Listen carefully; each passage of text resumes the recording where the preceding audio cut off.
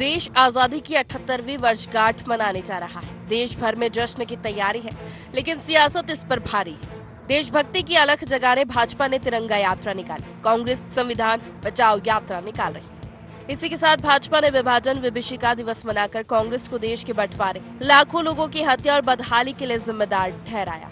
भाजपा नेताओं ने ये भी कहा कि कांग्रेस आज भी विभाजनकारी राजनीति कर रही है। देश की आजादी के समय जब देश नई करवट ले रहा था, पूरा देश अपनी आजादी की आग में अपने आप को झोंकने के लिए तैयार, लेकिन ऐसे समय में कायरतापूर्ण तरीके से जैसा देश का बंटवारा मंजूर किया गया और बंटवारा नहीं मंजूर किया और तो इस बात को छिपाया गया, कहीं कुछ नहीं हो रहा है, सब हमारे कंट्रोल में है, सब कुछ ठीक ठाक हो रहा है, ये झूठ बोल करके हमारे लाखों हिंदू भाई बहनों को मौत के मुंह में धकेला गया। विभाजन की विभीषिका, अरे दो भाइयों का बंटवारा भी होता है तो पूरे परिवार में भूकंप आ जाता है, लेकिन इतिहास गवाह है आजादी के समय के वो अन्याय, अत्याचार और तो और ऐसे कई सारे घटनाक्रम हैं। अपने को विभाजन के लिए दोषी ठहराने पर कांग्रेस उबल पड़ी। कांग्रेस ने कहा जिन लोगों का आजादी की लड़ाई से कोई लेना देना नहीं था, अंग्रेजों के एजेंट थे, वो आज राष्ट्रवाद पर ज्ञान दे रहे हैं, विभाजन की त्रासदी पर इवेंट कर रहे हैं।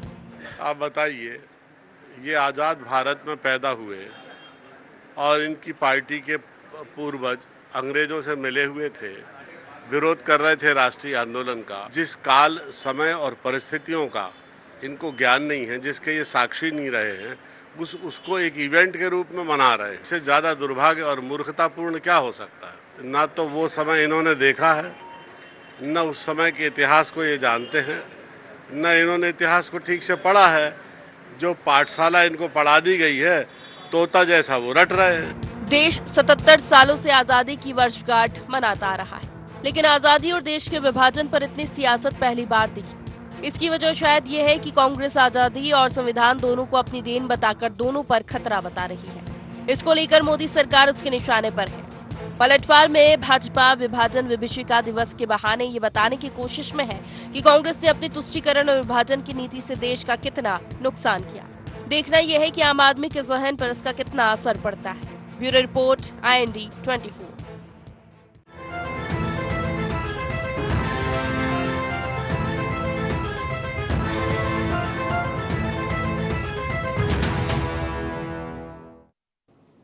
नमस्कार, IND एजेंडा विभाजन विभीषिका और सियासत में आपका स्वागत है। मैं हूं आपके साथ नवीन पुरोहित। चर्चा को विस्तार देंगे, उसके पहले IND एजेंडा के मुख्य बिंदुओं की तरफ एक निगाह डाल दें। क्या देश हित और राष्ट्रवाद पर हो रही सियासत? आजादी के जश्न के मौके पर सियासत कितनी जायज? क्या सचमुच कांग्रेस की कमजोरी का नतीजा था देश का विभाजन?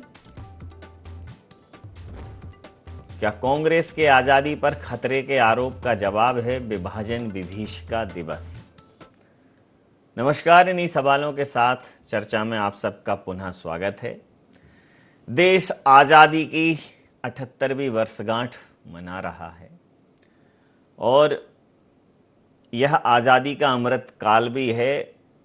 आजादी के 75वें वर्ष से लेके आजादी की शताब्दी तक का जो समय है, मोदी सरकार ने उसे आजादी का अमृत काल बताया है। निश्चित रूप से जब अमृत जहां होगा वहां विष भी होगा, तो शायद अमृत प्राप्त नहीं था विष धर के दोहन के पहले। तो विष निकलेगा तो पिएगा कौन? अब राजनीति में शिव तो बचे नहीं, तो ये विष जो है, राजनीति का विष है, उसका बमन किया जा रहा है।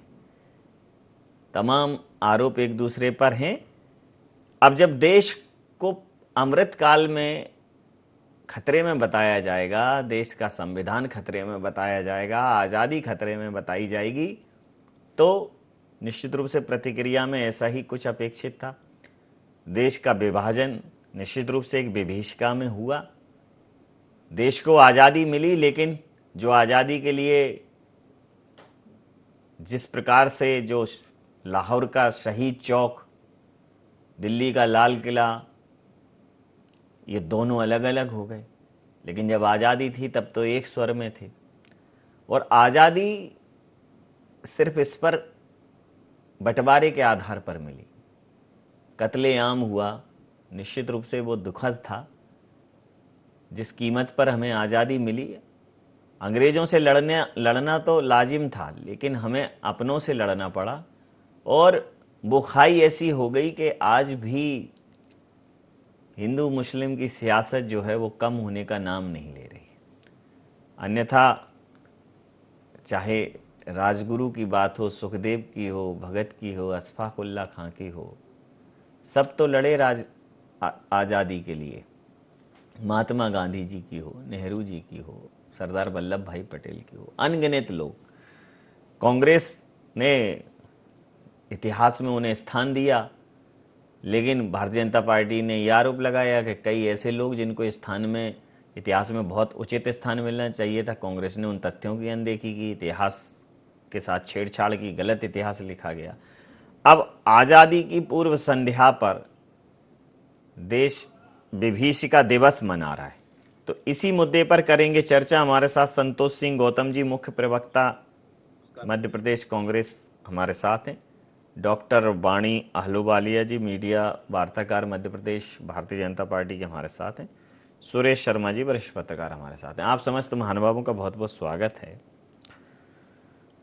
तो संतोष जी, देश की आज़ादी की 78वीं वर्षगांठ की पूर्व संध्या पर सामान्यतः आज़ादी से जुड़े हुए कार्यक्रम होते थे, देशभक्ति के नगमे होते थे, लेकिन जब आज़ादी और संविधान आपने खतरे में बताया तो भारतीय जनता पार्टी उस विभीषिका पर ले जाके उसने खड़ा कर दिया कि इस डिसीजन ने एक राष्ट्र को 2 टुकड़ों में विभाजित कर दिया, बल्कि 3। सिर्फ सत्ता की तो जिद थी। अगर नेहरू जी नहीं होते तो जिन्ना जी होते तो प्रजातांत्रिक लोकतांत्रिक तरीके से सरकारें चुनी जाती, देश आज़ाद, देश अलग नहीं होता। फिर ये भी सवाल उठाया कि भाई ये बंटवारा जो है वो जातिगत आधार पर हुआ था। इस विभीषिका का दंश ये देश अभी तक झेल रहा है। कांग्रेस आज़ादी का तो श्रेय ले रही है, लेकिन इस विभीषिका का कलंक भी तो उसी के नाम पर होगा। क्या कहें?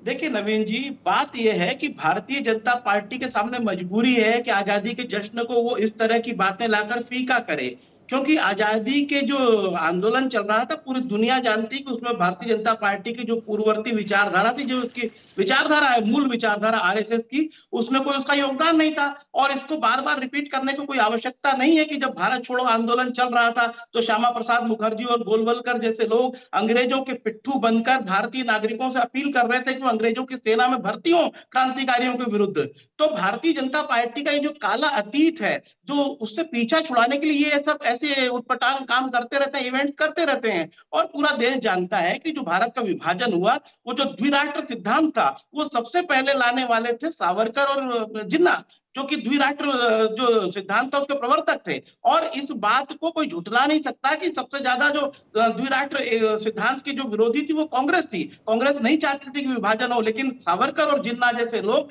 जो एक्सट्रीमिस्ट जिनको कहा जा सकता है, जो अपने अपने पंथों के चरमपंथी थे, उनके द्वारा ये कहा गया कि भारत का विभाजन हो। और ये मैं नहीं कह रहा हूं, इतिहास में लिखा हुआ सभी जानते हैं कि द्विराष्ट्र सिद्धांत के प्रवर्तक जिन्ना और सावरकर थे। तो इन लोगों को जो अपना काले अतीत से पीछा छुड़ाने के लिए, और इनको लगता है कि अगर स्वाधीनता संग्राम का जश्न मनाया जाएगा तो उसमें यह उल्लेख निश्चित होगा कि उसका नेतृत्व करता कांग्रेस पार्टी थी।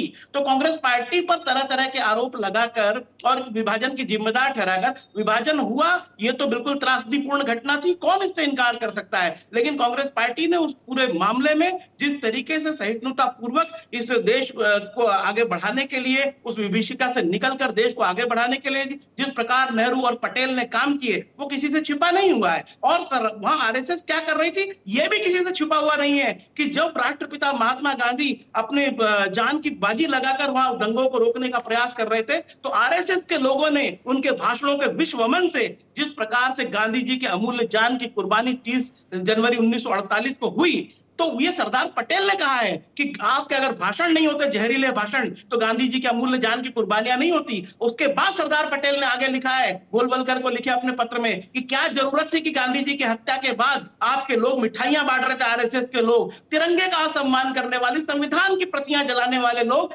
आज इनके सामने मजबूरी है कि विभाजन की विभीषिका दिवस मनाएं, क्योंकि इनके पास गौरवशाली अतीत के नाम पर कुछ नहीं है, शून्य है तो इनके पास माफीनामे है, तो इनके पास भत्ते, और है तो अंग्रेज क्रांतिकारियों के विरुद्ध मुखबिरी का इतिहास। तो ये क्या कहेंगे, इनके पास कहने को कुछ नहीं है। और लिहाजा मोहन यादव की सरकार भी यहाँ पर विभाजन विभीषिका दिवस मना रही, और वो सरकार जो विभाजन की विभीषिका रोकने के लिए कांग्रेस को, की रोक नहीं पाने के लिए कांग्रेस को जिम्मेदार ठहराती है। आज मध्य प्रदेश की बिगड़ती कानून व्यवस्था जो किसी से छिपी नहीं है, जिसके ऊपर आप सब लोग भी डिबेट्स करवा रहे हैं, क्या हालत है, रोज कहीं नहीं कहीं गोली चलती है। इंदौर में आज एक जमीन के मामले में गोली चली है, सिंगरौली में कुचल कर मार दिया गया आदमी को। लगातार मध्य प्रदेश में अत्याचार हो रहे हैं, लगातार हिंसात्मक घटनाएं हो रही हैं, अपराध हो रहे हैं। यहाँ एक छोटी घटनाएं इनसे रोकी नहीं जा रही हैं, और विभाजन विभीषिका के लिए जिम्मेदार ठहरा रहे कांग्रेस को। ये अपनी असफलताओं का ठीकरा है भारतीय जनता पार्टी और आरएसएस की विचारधारा का, जो एक कांग्रेस के सिर पर फोड़ना चाहती है। वाणी जी, देश की आजादी निश्चित रूप से देश के बंटवारे के बाद ही मिल पाई है। एक दुखद घटनाक्रम आज़ादी के साथ हुआ।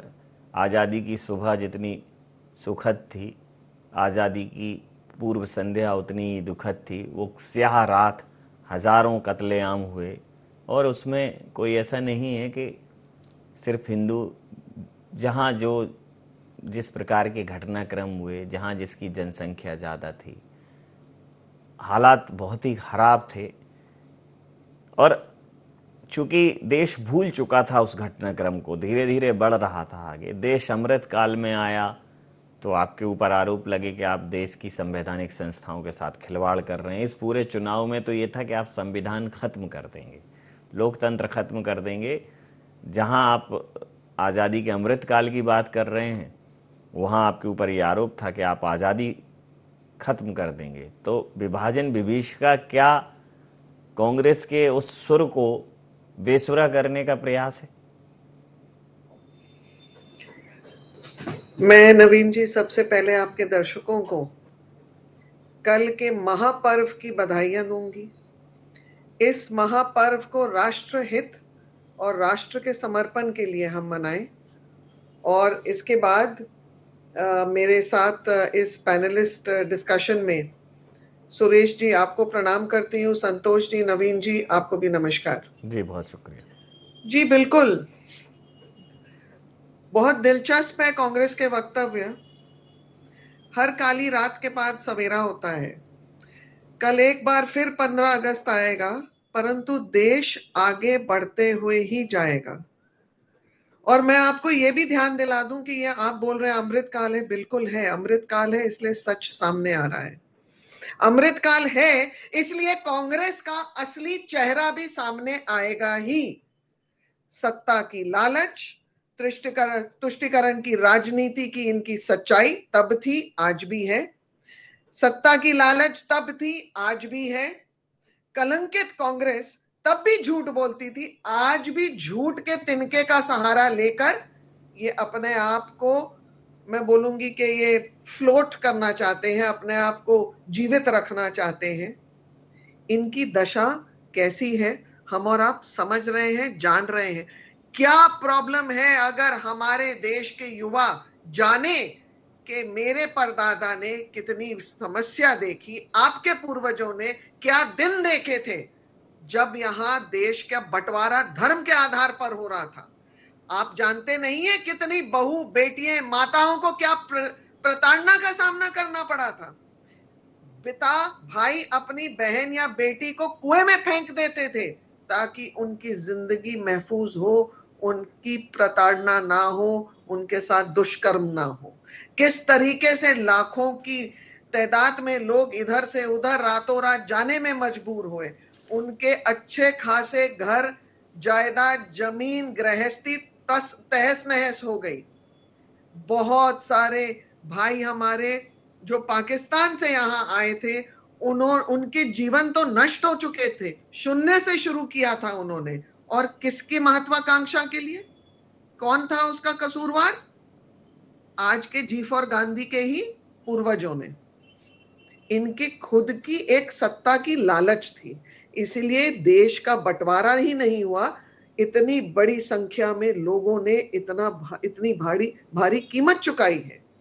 आप ये सोचिए कि क्या दिशा रही होगी लोगों की कि उन्होंने अपना सह अस्तित्व पूरा तहस नहस हो गया। एक नई जगह, एक नए वातावरण, एक नए संस्कार, मतलब कुछ भी पुराना नहीं था उनके साथ। किन परिस्थितियों में उन्होंने 60 साल में इस देश में आगे अपने जीवन को बढ़ाया है, सक्षम बनाया है। मैं तो बोलती हूं कि ये तो हमको, हर बच्चे को इसके बारे में पता होना चाहिए। युवा पीढ़ी ही नहीं, हम और आपको भी इसका अध्ययन अच्छे से करना चाहिए। सच हमेशा वैसे ही ताकतवर होता है जैसे सूरज की रोशनी है। जी, मैं प्रतिक्रिया लेता हूं। कोई मिटा खत्म नहीं कर सकता। जी, मैं प्रतिक्रिया लेता हूं। सुरेश शर्मा जी, ये आजादी के अमृत काल में विभीषिका का जो विष है, अब विष पीने के लिए शिव होते तो सहन कर जाते। अब इस विष का असर कांग्रेस पर, कहीं कांग्रेस को अचेत करने की स्थिति में तो नहीं है भारतीय जनता पार्टी इस माध्यम से। अब पूरे देश में विभीषिका दिवस मनाया गया कि निश्चित रूप से आज़ादी के लिए जो कुर्बानियां थी वो ठीक है, लेकिन सह अस्तित्व का जो ये देश था, वो सह अस्तित्व, आधा पंजाब, सब साझी संस्कृति थी, साझी विरासत थी, रंग रूप, भाषा, सब एक जैसा। लेकिन आज़ादी के बाद इस देश पर शासन कौन करेगा, यही जिद, सिर्फ यही एक इस जिद ने जो है बंटवारे को जन्म दे दिया। और उसके बाद जो दंगे हुए, जो कीमत देश ने चुकाई, जो खाई बनी, वो आज तक नहीं पट पा रही है। क्या कहें?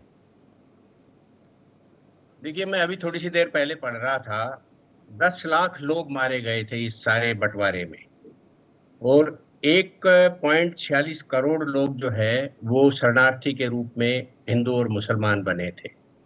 तो ये कोई हंसी विनोद का विषय नहीं है, आरोप प्रत्यारोप का विषय नहीं है। कांग्रेस को उस समय जो अच्छा लगा, देश हित में था, वो उसने किया उस समय। लेकिन आज जाके संदर्भों में जब भी बात करेंगे तो आरोप प्रत्यारोप का सिलसिला राजनीतिक पार्टियों का सगल बन गया है। इसलिए इसको बहुत ज्यादा, मैं तो कभी नहीं सोचता कि आजादी जैसे कार्यक्रम में या एक बहुत बड़े उत्सव में हम आरोप प्रत्यारोपों की तरफ जाएं। इसके बावजूद भी जब आरोप प्रत्यारोप चलते ही हैं तो कुछ तथ्यों को सामने रखने की आवश्यकता पड़ती है। और सबसे पहला तथ्य ये है कि 15 अगस्त 1947 को पंडित जवाहरलाल नेहरू देश के प्रधानमंत्री बने, और आम चुनाव से पहले तक एक, जिसको कह सकते हैं कि संविध सरकार बनी थी। और उस संविध सरकार में कांग्रेस के अलावा 3 और लोग शामिल थे, जिसमें पहले अनुसूचित जाति फेडरेशन के डॉक्टर भीमराव अंबेडकर, और इसी प्रकार से एक सज्जन थे पथिक पार्टी के, और तीसरे थे हिंदू महासभा के डॉक्टर श्यामा प्रसाद मुखर्जी, जो बाद में जनसंघ के संस्थापक हुए, और उसके बाद वो जनसंघ भारतीय जनता पार्टी बना। यदि आजादी के आंदोलन में डॉक्टर श्यामा प्रसाद मुखर्जी की भूमिका नहीं होती तो पंडित जवाहरलाल नेहरू जो है, ऐसे महान नेता जो थे, वो उनको अपने मंत्रिमंडल में और केवल 15 लोगों में शामिल नहीं करते। इसलिए ये एक बहस का विषय है, सबको अपने अपने अधिकार हैं आरोप लगाने के, एक बात। दूसरी बात ये है कि उस समय जो देश था 1857 में, जब जिसको गदर कहा गया और सब बातें हुई, उस समय क्रांतिकारी जो हमारे थे, उन सारे क्रांतिकारियों के द्वारा जो गोली के दम पर, यानी बंदूक के दम पर आजादी लेने का जो एक आयोजन, प्रयोजन और प्रयास किया जा रहा था, उसके विरुद्ध जो है A.U. ह्यूम ने एक राजनीतिक पार्टी का गठन किया जिसका नाम कांग्रेस था, और वो ब्रिटिश सरकार में सेक्रेटरी थे। इसलिए उन्होंने ये कि वो जो क्रांतिकारी आंदोलन कर रहे हैं, वो आंदोलन करने वाले लोग इस कांग्रेस पार्टी में शामिल हो जाएं, और आजादी का आंदोलन अंग्रेजों द्वारा संचालित राजनीतिक पार्टी के माध्यम से हो जाए। लेकिन वो सारे लोग देशभक्त थे, वो नहीं गए। लेकिन उसको एक बड़ा राजनीतिक और व्यापक राजनीतिक स्वरूप देने के लिए ब्रिटिश में पढ़े हुए 4 बैरिस्टर्स को उसमें शामिल किया गया था, जिसमें नेहरू जी थे, जिसमें महात्मा गांधी थे, जिसमें जिन्ना और अंबेडकर थे। तो इन 4 लोगों के माध्यम से कांग्रेस पार्टी ने आगे बढ़ना चालू किया, मुझे ये भी याद है कि दादा भाई नारोजी और बाकी लोग भी जो है हुमायूं साहब के साथ थे उस समय। इसलिए इसे केवल अंग्रेजों द्वारा गठित की गई पार्टी कहने की बजाय अंग्रेज के सह पर नेतृत्व में गठित की गई थी। ये भी हो सकता था कि नेहरू जी, गांधी जी और बाकी जो मैंने दो नाम और लिए हैं, वो चाहते तो अपना एक राजनीतिक दल गठित करते और क्रांतिकारियों से कहते कि आप उसमें शामिल हो जाइए। इसलिए क्रांतिकारियों का और जो कांग्रेस के नेतृत्व में जो आंदोलन चल रहा था उसमें सदैव टकराहट रहा, और उस टकराहट का परिणाम ये निकला कि चंद्रशेखर आजाद साहब को इलाहाबाद में जो है मुखबिरी करके और उनको जो है पकड़ने के लिए सूचना दी गई, और उस सूचना का परिणाम ये निकला कि उन्होंने अपने मस्तिष्क पर गोली मारी और जिसके कारण उनकी मृत्यु हुई। तो ये सारे इतिहास की बातें हैं, और इन इतिहास की बातों से ये स्पष्ट होता है। इसमें मैं एक बात अपनी तरफ से कहना चाहता हूं, जो मैंने पिछले कुछ महीनों से मैं एक पुस्तक लिख रहा हूं, उसमें काफी कुछ इसका वर्णन है, और उसमें ये था कि गांधी जी जो हैं उन्होंने अपने 2 दत्तक पुत्रों को राजा बनाने के लिए, कह सकते हैं उस जमाने में राजा ज्यादा होते थे, राजा बनाने के लिए एक को भारत दे दिया था और एक को पाकिस्तान दे दिया गया था, जिसे बाद में परिष्कृत करने के लिए बंटवारा कहा गया। तो ये केवल गांधी जी की समझ थी, सोच थी। ये बात बिल्कुल सही है। अभी हमारे किसी मित्र ने कहा है कि 2 राष्ट्र सिद्धांत का जो सिद्धांत बनाया गया था वो जिन लोगों का नाम लिया गया था उनके अंदर उपज थी, और उस उपज का परिणाम ये था कि गांधी जी को एक बेस मिल गया और उन्होंने भारत का विभाजन के लिए अपनी स्वीकृति दी, लेकिन उत्तेजना, नाराजगी और जिस तरह से की, क्योंकि जी यदि भारत का पहला प्रधानमंत्री बनना था तो वो बनना था सरदार वल्लभ भाई पटेल को, और उसका सबसे बड़ा कारण ये था कि सरदार वल्लभ भाई पटेल जो है वो भारतीय संस्कृति को मानने वाले थे, और वो भारतीय संस्कृति यदि भारत में पहले लागू हो जाती। इसमें एक बात का उल्लेख करना मैं बहुत जरूरी समझता हूँ, क्योंकि ये बातें बड़ी महत्वपूर्ण है सर, और वो ये कि भारत का जो विभाजन था वो विशुद्ध रूप से धार्मिक आधार पर हुआ था, किसी अन्य आधार पर नहीं हुआ था। आज जो उत्तर प्रदेश के जो लोग थे जो यहाँ रह गए हैं, उन्होंने बंटवारे में अपने हस्ताक्षर किए थे, लेकिन वो सर द्वितीय चक्र के लिए बहुत समय कम बचा है। द्वितीय चक्र में मैं पुनः आता हूं। संतोष जी, अब विभाजन की विभीषिका पर भी चर्चा होगी, विभाजन की विभीषिका के गहराई में जाया जाएगा, ऐतिहासिक तथ्य टटोले जाएंगे, चीजों पर दोबारा डिस्कशन किया जाएगा, और जिस तरह से आज़ादी का श्रेय कांग्रेस लेती है तो विभाजन का कलंक भी कहीं ना कहीं आपके माथे आने की पूरी संभावना है। तो कैसे कांग्रेस अब इसको मतलब इस विभीषिका को जो भारतीय जनता पार्टी मना रही है इसका काट कैसे ढूंढेगी? ये सामाजिक हो, राजनीतिक हो, इस पर क्या प्रतिक्रिया रहेगी? क्या कुछ आगे कांग्रेस का दृष्टिकोण रहेगा? नवीन जी, कुछ भी कहने की जरूरत नहीं है। जो भी भारतीय जनता पार्टी नए संदर्भों में बात करेगी वो अपने काले अतीत से पीछा छुड़ाने के लिए, जनता की नजरों में झूठ परोसने के लिए करेगी, इसमें कहीं कुछ छुपा हुआ नहीं है। और जब विभीषिका की बातें आएंगी तो ये भी बातें सामने आएंगी कि भारत छोड़ो आंदोलन के विरुद्ध गद्दारी कौन कर रहा था, कौन कह रहा था कि क्रांतिकारियों के विरुद्ध अंग्रेजों की सेना में भर्ती हो, जिनका नाम अभी सुरेश शर्मा जी ने लिया, श्यामा प्रसाद मुखर्जी जी ने, उन्होंने आह्वान किया था, किताबों में दर्ज है, गुरु गोलवलकर ने आह्वान किया था। और अगर गुरु गोलवलकर और आरएसएस इतनी ही राष्ट्र प्रेमी थी तो रिकॉर्ड बता दे कि गुरु गोलवलकर कितने दिन जेल में रहे, मैं राजनीति छोड़ दूंगा अगर बता दे कि अगर एक भी दिन गुरु गोलवलकर को अंग्रेजों ने जेल करी हो। तो मैं ये कह सकता हूं कि पूरी तरह से जिस प्रकार से अंग्रेजों की चाटुकारिता करते हो और जो कहते थे कि हमें एक स्वतंत्र उपनिवेश दे दो, हमें पूर्ण स्वतंत्रता नहीं चाहिए, तो 29 जनवरी 1929 के लाहौर अधिवेशन में, 26 जनवरी 1929 के लाहौर अधिवेशन में नेहरू जी ने सबसे पहले कहा था कि हमें पूर्ण स्वराज्य चाहिए, हम स्वतंत्र उपनिवेश लेकर स्वतंत्र नहीं रह सकते। और जिन पटेल जी की बात कर रहे हैं सुरेश शर्मा जी की, उन्होंने देश का पहला प्रधानमंत्री होना चाहिए था,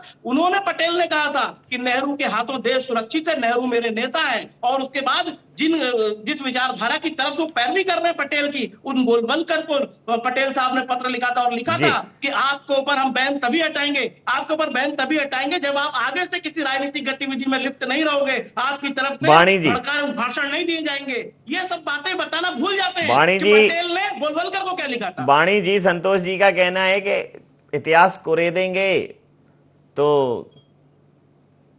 आपके ऊपर ही काले खोड़ेगी, क्योंकि इतिहास में कोई योगदान ही नहीं है आपका सकारात्मक। सही बात बोल रहे हैं हम, तो बिल्कुल सकारात्मक योगदान एक ही जन करता आ रहा था, कलंकित कांग्रेस।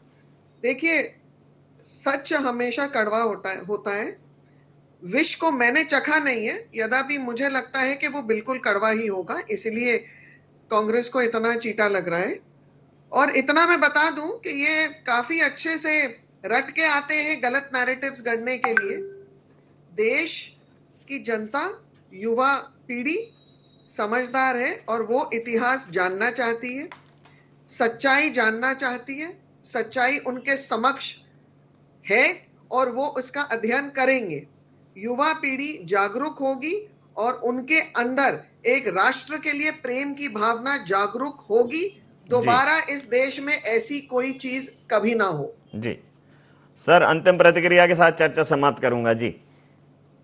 वो छोटी सी बात कहूंगा मैं जी कि जिस हिटलर की तानाशाही की बातें सब लोग करते हैं, उसके दबाव में एक यूएन का गठन हुआ था उस समय। आप सब लोग प्रमाण के साथ इसको पढ़ सकते हैं। और यूएन का पहला प्रस्ताव ये था कि ब्रिटिश उपनिवेश समाप्त किए जाते हैं। ये यूएन का पहला प्रस्ताव है। इस प्रस्ताव के अंतर्गत सारे ही विश्व में ब्रिटेन द्वारा उपनिवेश को समाप्त किया गया था। इसलिए आजादी जो है वो यूएन के पहले प्रस्ताव से बाहर आई थी।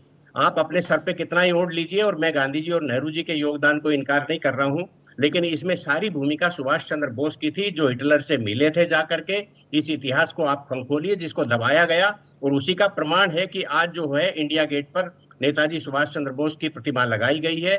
आप इतिहास को नहीं पढ़ेंगे, कोई कुछ भी बोलता रहे, लेकिन मैंने जो बोला ये तथ्यात्मक गलत हो जाए तो मैं जो भी बहस करने के लिए तैयार हूं। इसके वह आप तथ्यात्मक बोल रहे हैं। अब ये इन्हीं तथ्यों पर चर्चा होगी।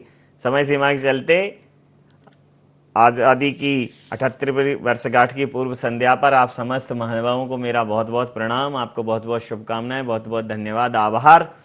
तो देश आज़ादी की 78वीं वर्षगांठ मनाने जा रहा है। कल जब आज़ादी की 78वीं वर्षगांठ होगी, सुबह होगी, तो देश आज़ादी के अमृत काल में आंखें खोलेगा। लेकिन इस अमृत मंथन में विष भी कहीं निकला था।